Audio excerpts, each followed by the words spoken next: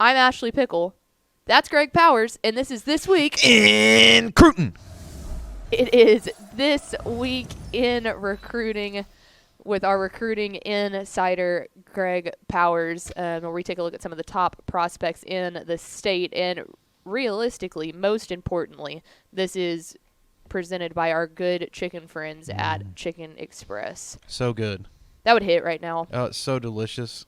Wednesday's is always one of those days too where it's like it's right in the middle of the week, like it's the perfect day to go out and get something. Yeah, you want that comfort food in the middle of the week, you know, to get you powered through to the end of the week. And if you can have a little pleasure on a Wednesday, go out and get you some. It's like that perfect boost that you need to get into like the better part of the week. Yeah. So it is This Week in Recruiting, presented by our good friends at Chicken Express. But first, we take a look at our prospect on the rise. Our prospect on the rise is Brewer 2023 tight end. I think we're going to go Kamorian. Yep. Kamorian Pimpton, 6'6", 220 pounds. This kid is unbelievable. Really stood out at the state 7-on-7. He's a DCTF 3-star prospect, and he has narrowed down his top 3 to Vanderbilt, Rice, and Colorado State. This guy was massive. Yeah, very tall. And what I really liked about him is that he has that good tight end frame, but he moves more like a wide receiver. And, you know, there's a guy in state this year who committed to TCU, Lafayette Kiowa, who is in the same type of mold that gets a lot of attention. He picked up a lot of big offers, but I would put them up next to each other very comparably. Just kind of tells you how deep this recruiting class is. He's could possibly end up staying in state and playing for like a school like Rice, but he could also very easily end up in the SEC. Kind of talking about a guy who I feel like has been overlooked throughout the course of the recruiting process. He's very talented and really deserved to get on this list where we could talk about him a little bit more and really give credit to Fort Worth Brewer Brewer, who has a lot of up-and-coming talent as well. You know, this is a school that I really like, and college recruiters should go by there often to see the talent they have in Q. He's really good at high pointing the ball too. Like you can tell he definitely has a vertical. And I mean, hey, if Rice has already extended the offer to him, then that means that the kid's got good grades. There's no doubt about that because we know that's a very big curriculum. Well, we talked about his receiver skills, but you're seeing him here playing as a true inline tight end, and I like the fact that he's a dedicated blocker at 210, 220 pounds. Just think what he could be once he bulks up to 230, 240. He's going to be a pretty versatile guy with whichever offense that he ends up playing in. I think that he is one of the more overlooked guys in this recruiting class. Moving on now to our commit of the week. We're heading out east a little bit to the loaded, I mean, that I don't even know what to call it. It's like a weaponry system that they have over there at Tyler Chapel Hill with 2023 defensive end Kivian Huddleston.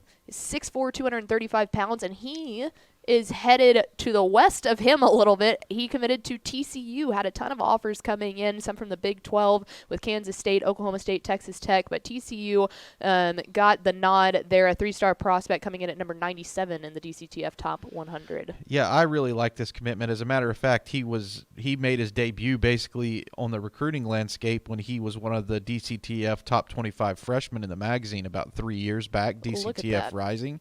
And he's continued to develop at a very high level. He was just a lanky dude back then, and now he's 6'4", in between 235, 245 pounds, and has developed into what I consider to be a versatile defensive end prospect because he has the skills to take on blockers, the power, the long arms, sniff out the run, but he has a good first step, gets after the quarterback pretty regularly, makes plays behind the line of scrimmage.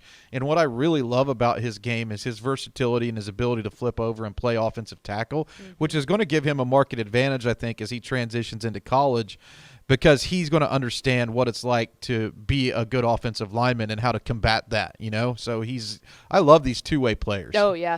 Well, and we've always said, too, with TCU that when the defense is going, they're going as a team. Now, obviously, that's going to look different. It's not Gary Patterson at the helm. It's Sonny Dykes. But that's a big thing because we know Sonny Dykes is a wizard on the offensive side of the ball. So to get a defensive end like this, you can assume will do nothing but help that defense that we just don't really know what it's going to look like. Well, they're doing a pretty good job in this recruiting class. As a matter of fact, I kind of give credit to all of the in-state schools right now.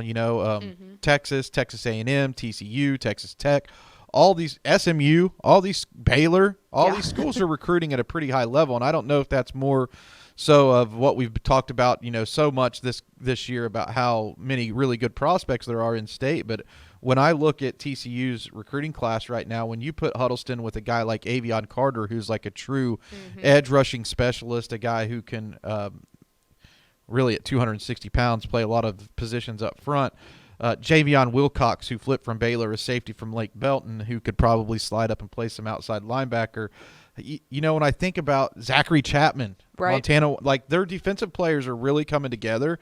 And I thought of this as like an offensive recruiting machine, right? They were doing such a great job at SMU recruiting these offensive talents, getting transfer players in on the offensive side of the ball, and doing a pretty good job on defense too. But I love the focus that they put on the defensive side of the ball at TCU in this class, and I think that they've not only done a good job of identifying talent, they've been doing a good job of getting guys who are good football players, and Kivian Huddleston's another one in the fold. And as we know, defense will go a long way when you start talking about the Big 12, where this week in recruiting with Greg Powers of Next Level Athlete. Let's move on now to our underclassmen of the week, and we're pulling a little bit of a switcheroo here. You may have heard of the 2024 safety Jaden Hardy. He's coming back to Elville. He's back. He's back. He spent the spring at IMG Academy, but decided to come back and play for the Fighting Farmers. And this is one that they have to be excited to get back on their roster with offers from Alabama, Baylor, Florida, Oklahoma, TCU, Tennessee. I'm not even going to keep going after that. Texas A&M. I mean, this guy has everything, and this is a huge pickup back for Louisville. The son of former Tennessee linebacker Daryl Hardy has some college pedigree.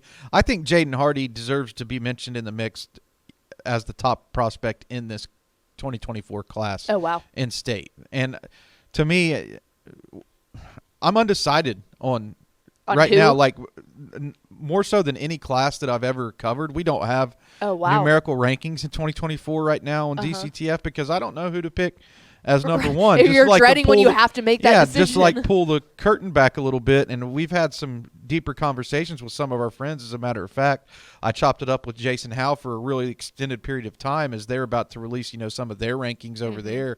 And this was something that we talked about extensively. And Jaden Hardy moving back into the state and playing at Louisville, should it be in that mix? I mean, look at the explosion he has to the football. He brings all the skill sets to the table. And what I really like about him, too, is that he plays with a chip on his shoulder. And bear in mind, these are highlights from 6 games.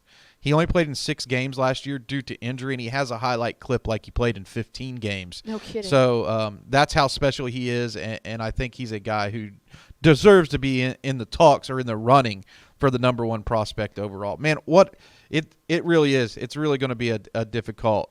Oh yeah, I mean, if this is just one of your options, this is 3. Like you said, he only played in 6 games. This is 3 minutes and 29 seconds, like 3.5 minutes of legitimate highlights, like not just normal plays, legitimate highlights. And you're right, it's the explosiveness. Also, too, when you watch him on this highlight reel, he never once has his head down. I mean, eyes are up at all time, and then he can just zoom to that ball. Yeah, and I shout out to. I mean, let's just say this.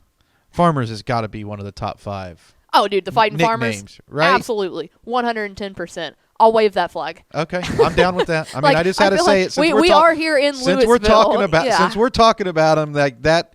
It's one of my faves. It's great. And I can say, too, if you've never been to Louisville, when you drive in, the water tower has Fighting Farmers across it. So if you're ever coming and you see that, then come visit us here in the DCTF offices. You should check out a game there, too, because they have a great atmosphere on Friday nights. Oh, yeah. Louisville culture runs deep with football, and it's always a lot of fun to go out there and watch a game. No doubt. And finally, we're going to talk about our recruit of the week. We're staying in the DFW area here, going to Garland Naaman Forest to talk about 2023 defensive line and offensive lineman Marquis Diehl.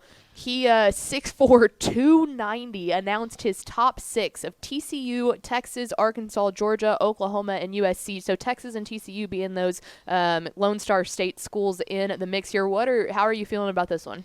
Well, he's taken official visits to TCU, USC, and Arkansas. Texas has been a school that's been in the mix for a while now, but he hasn't used one of his official visits there. Spoke about maybe seeing that school later on, but I feel like now that he's announced his top 6 that a decision could be coming down the pipe pretty soon, or at least he has a pretty good idea of where he might want to go.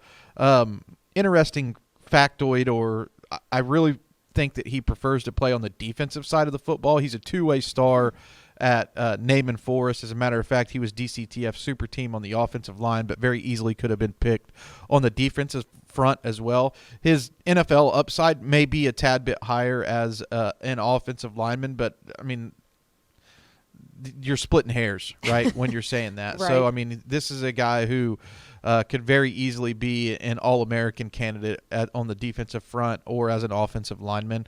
And, you know, he had really good comments about his Arkansas official visit. Interesting. And Arkansas's really been hot in the Lone Star State recently. As a matter of fact, I think that they picked up 2 commitments this week, one from Brad Spence down at Klein Forest, and another from Jalen Braxton, who switched his commitment from Michigan State to Arkansas. Sorry, pal. It happened. So Arkansas's been doing pretty good in the Lone Star State. USC's been a factor, you know, with Lincoln Riley at the helm, and they're a school that's pretty hot in recruiting. And of course, TCU is in the mix here, so they're the local option. But I mean, gun to my head, I'm going Arkansas, but I really don't don't know. I really seriously like. Well, and how much does it play a factor into? Obviously, you can take a look at some of the teams that have been recruiting him, and there are holes in. I'm assuming there's going to be holes in some of those teams for an offensive lineman, and holes in some of those for a defensive lineman. Right. So I guess it kind of goes too on, is Arkansas the one saying, "Hey, yeah, you can come play on our defensive line," or that kind of thing. Exactly, and I'm going to give you guys that are listening to this. I mean, you're our loyal followers, right? Like, We these have are a the Grev people, inside scoop. like, these are the things that you can like look for as a recruiting expert. You can be a recruiting expert at home if you're really into this kind of stuff. But when I pull up some of his profiles, he has no predictions, right? Like, no one's went out on a limb to say where he's going to go to school at.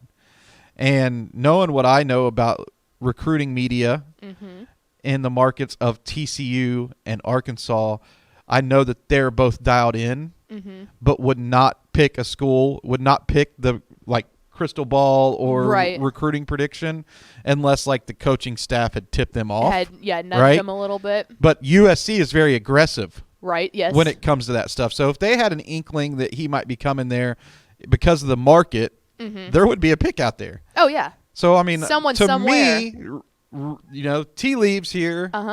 I'm saying TCU or Arkansas just based on some little facts that I've picked up and gleaned from knowing the market so well. I love it. This is like a detective story. Oh, yeah. You know? Well, I mean, it just comes naturally, right? Like, it comes naturally to me because I know who the people are. But, right.